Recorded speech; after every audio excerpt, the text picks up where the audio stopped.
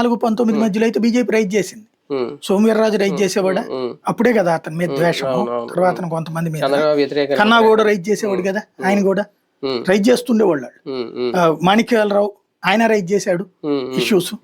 అప్పుడు విజయవాడలో గుళ్ళు కూల్చినప్పుడు నాకు కూడా చెప్పకుండా కూల్చారని చెప్పాడు కదా ఓపెన్ గా. కొంత అవకాశం ఉండేది, ఒక్క కామినేని తప్పించి మిగతా వాళ్ళు పాయింట్ రైజ్ చేస్తుండేవాళ్ళు. ఈ దఫా అందుకని ప్యూర్లీ టీబీజేపీ బ్యాచీనే పెట్టుకున్నారు, బీజేపీ టీటీ. దాంతో వాళ్లే కాబట్టి వాళ్ళు ఎవరు మాట్లాడలేదు. పైగా రివర్స్ లో పాజిటివ్ గా మాట్లాడుకొస్తున్నారు. వాళ్ళ పార్టీ ప్రయోజనాలు కూడా ఫలంగా పెడుతున్నారు ఇక్కడ.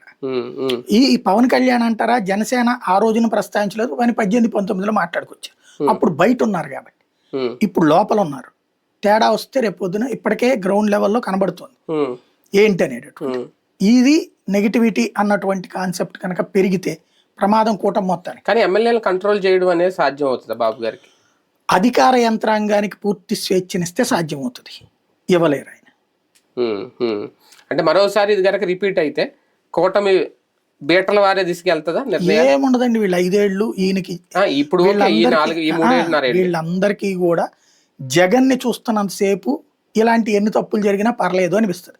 వీళ్ళ దృష్టిలో జగన్ విలన్, జనం దృష్టిలో జగన్ విలన్ కాదు. అంటే దీనికన్నా అది పెద్ద గాయమా వీళ్ళకి? అదే వీళ్ళ వరకు, జనానికి కాదు. జనానికి అట్లయితే 40% ఓట్లు అతనికి రావు, అది గుర్తుపెట్టుకోవాలి. వీళ్ళ